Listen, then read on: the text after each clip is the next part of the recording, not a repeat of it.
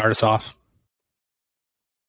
Alrighty, everyone. Welcome to Planet Soccer with your hosts Dylan and Reed.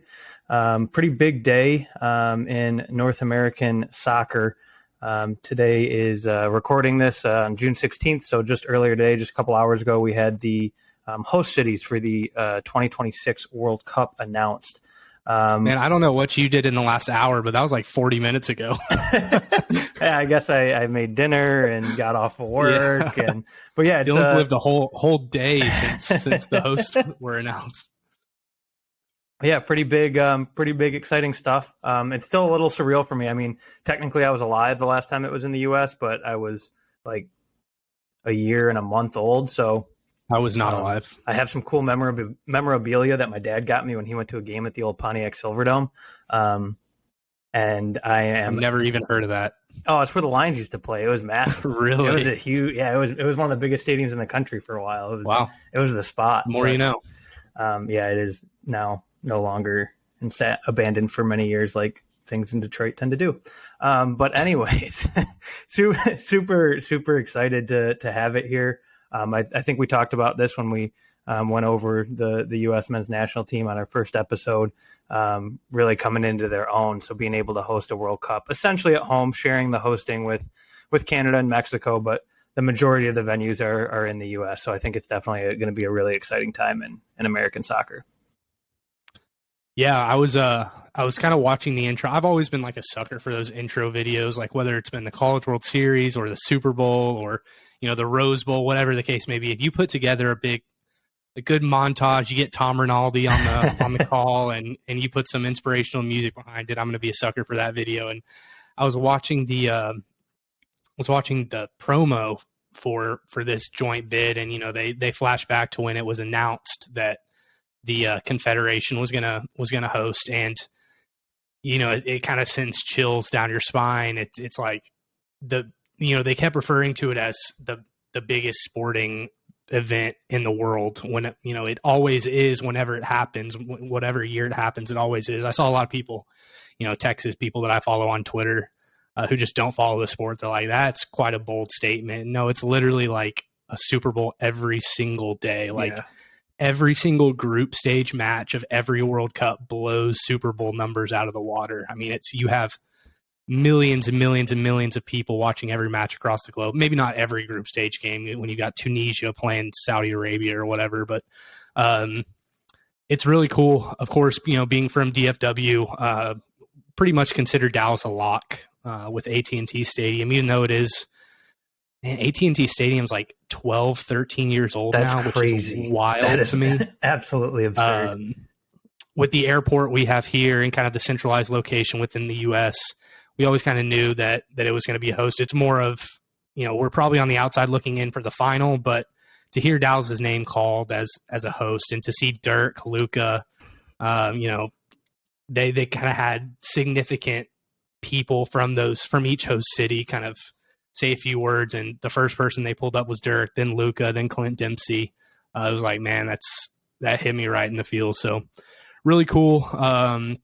Really excited. Of course, we have Qatar, and Christian Pulisic was quick to bring that up. This World Cup is still 4 years away, so we don't want to look past this year. But what were some of the cities that we saw on the original list for potential hosts, whether it be Canada, Mexico, or the United States, that you look back on now and you're like, how did they not host? I don't think there's like a clear in a way, like, oh my God, I can't believe they didn't get it. The first one that jumps out to me, though, was that joint bid from DC and Baltimore.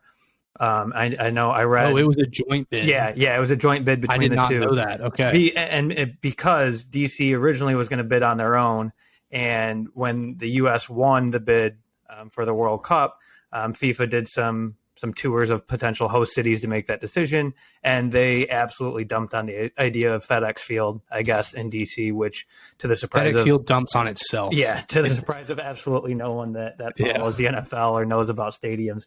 So that's when they made the push to kind of jointly bid for it with Baltimore. So they can, I think it's M&T Bank. I can't keep track of stadium sponsors all the time, but which is a much nicer stadium, much more respected stadium.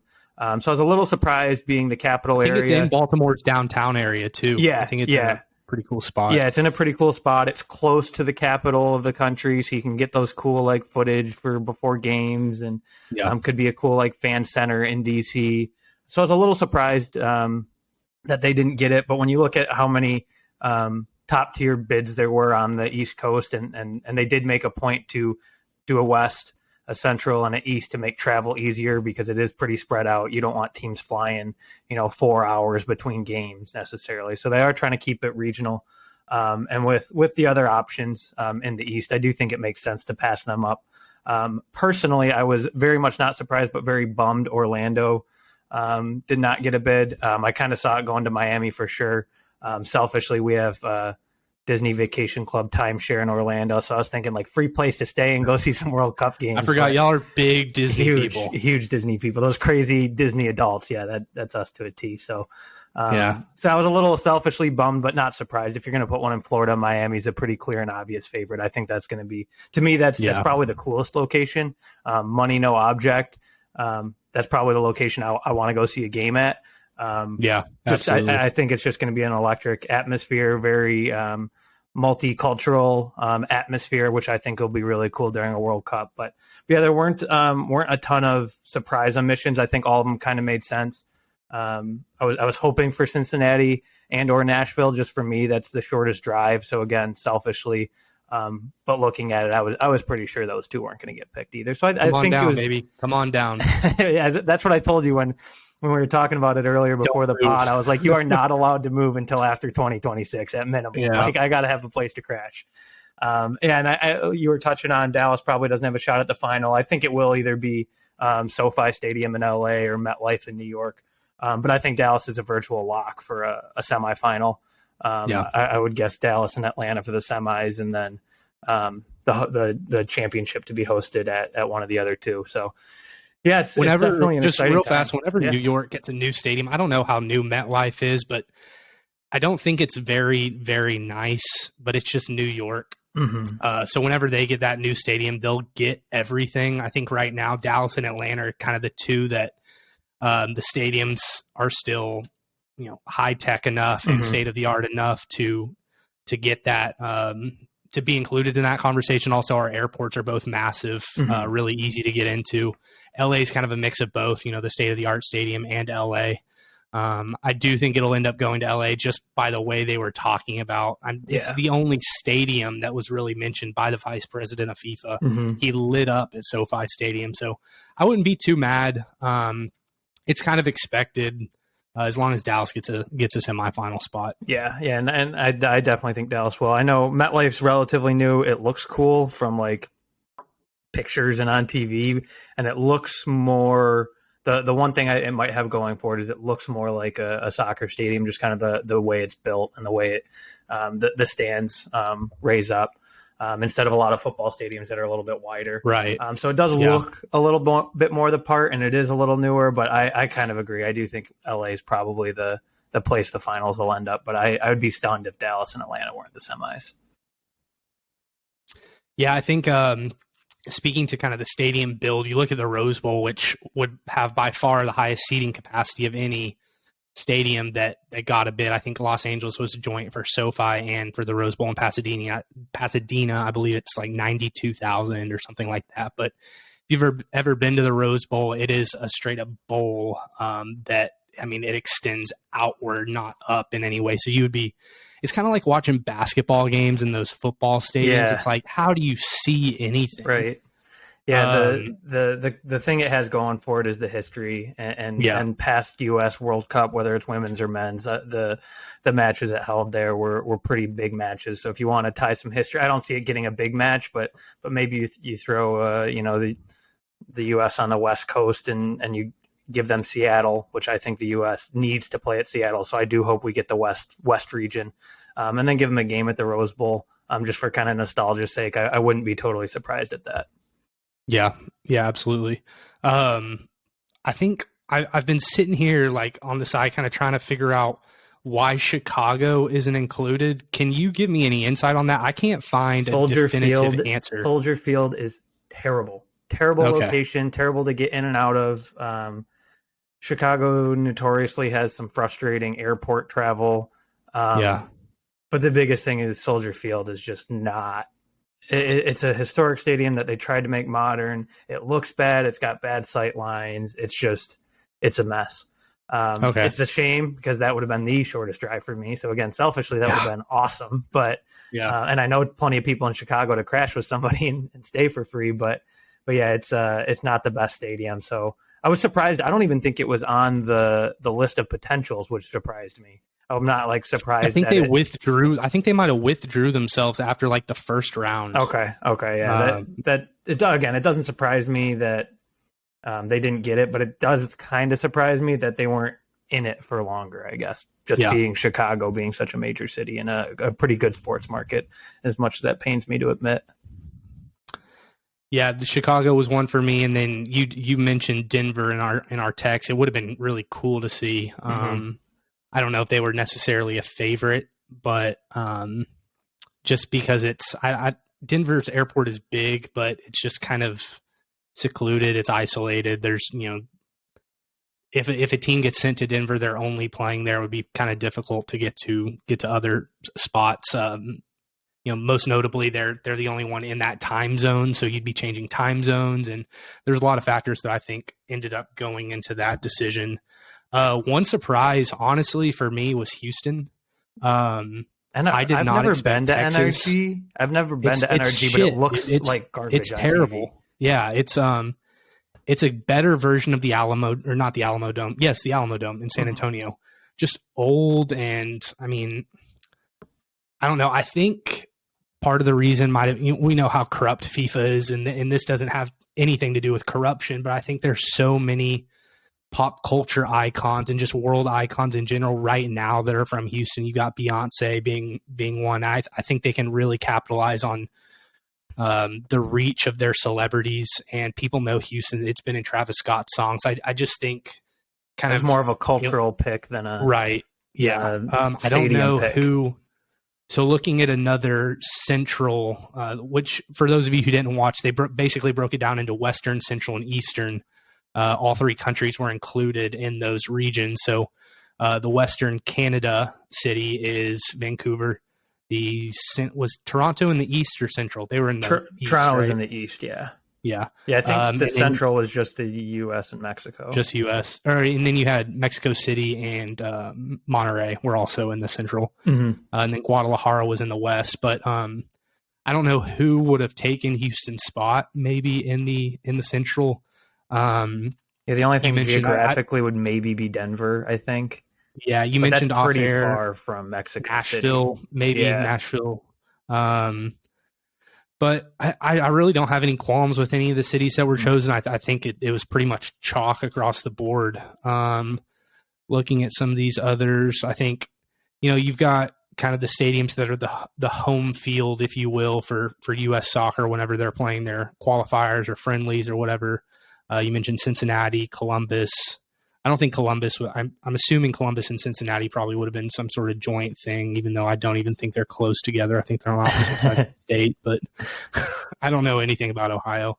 I've seen a lot of complaints on Twitter about Boston because it's not Boston, and it's different than saying Arlington and Dallas. Like Foxborough is out there. Yeah, like it is not close. It's an hour minimum, but they weren't not going to include Boston. Right. You're giving it to the United States. It's like the start of the country. Philly and Boston were like you were saying with Houston, kind of foregone conclusions. They had good enough stadiums. I think that's kind of what held DC out. And the stadiums in Boston and Philly are good enough that just for the montages, the USA and the Liberty Bell and Philly and all of that type of stuff, like they were not going to not get a bid. Right. For some of our, it's unfortunate. I wish I didn't think like this for the Mexico host sites. I don't know much about any of these cities. I just hope they're safe. And I hate to have to say that, but that's just where my mind goes for, I don't know anything about any of these cities, but they're beautiful. I was looking at pictures. I was telling you that I was trying to put together a little slideshow before we got on air. Share a little sweet looking. stadium. Yeah, That's the first thing. See if I can share. Kind of reminds me, honestly, of Lumen or whatever the heck it's called in Seattle a little bit. Honestly, it's not the open end, but the top of it kind of looks that way. Here is if my screen will ever load. Guadalajara. Let's try this again.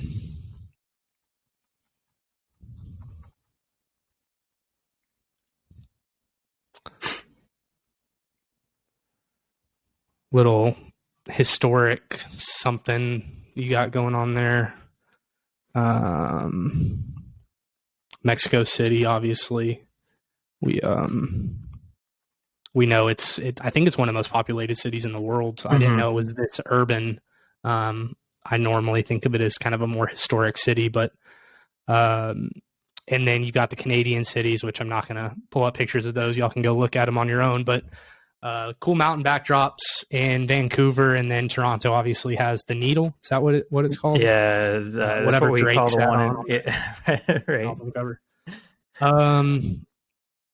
Yeah, I think that's really all I've got. I think one thing I'm interested in, I'm sure Mexico's group will be fully based out of Mexico. Well, not fully. They'll be in the Central, which has 2 Mexico venues. I'm guessing Vancouver will probably play host to the Canadian group. So that means most likely the U.S. is most likely, because they'll probably want to spread it out, gets the East. So I think it'll be kind of interesting to see. Probably make the most sense. Right. From a soccer standpoint, I really, really want us to play at home in Seattle, just because it's probably, well, not probably, it's certainly the most rabid soccer fan base in the U.S. The stadium was built to perfection for sound purposes and energy and loudness. So I'd really be super bummed if we didn't get to play a home game there. I think the fans in Seattle deserve it.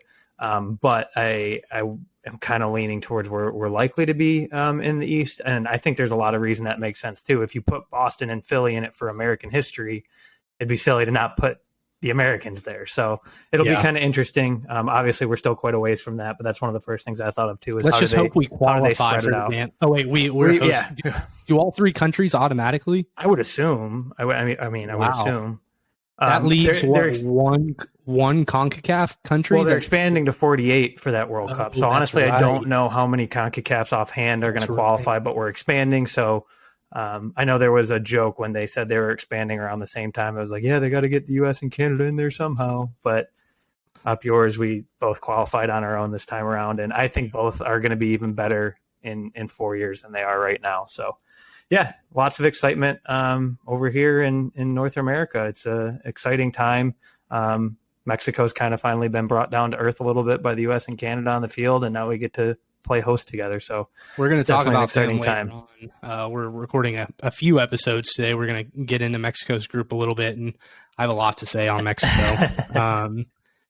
No, but if I know, you probably the same. Created kind of a community on, through social media, following this sport of people in Europe who also follow Tottenham, who's the team I follow. I would love to host any of y'all that want to come down, as long as, you don't kill me. But it's really exciting. I the more I indulge myself in this sport and the more I think about the World Cup coming to the U.S., coming 20 minutes from my apartment, it's very exciting, and it makes me really happy, and I'm excited to share this sport with the rest of our friends in our country who they're casual soccer fans, meaning they're World Cup fans, but there's we're going to say so many times throughout this podcast, the sport is culture. It's a world culture in and of itself. It's a society in and of itself. It's not just the sport. There's so much more that goes into that, and I'm really excited for that to be put on display in 2026. Absolutely. I couldn't have said it better. Sweet. Well, I think that's all the thoughts we have on this. I'll probably be laying in bed at some point tonight, think of something else I wanted to say, but until then, that is our rapid reaction for the host sites. I think this will actually probably be the first. I have to upload it today because it's time sensitive, right? So for sure, this will be our first YouTube upload. So that's exciting. Yeah, go USA, America. All right.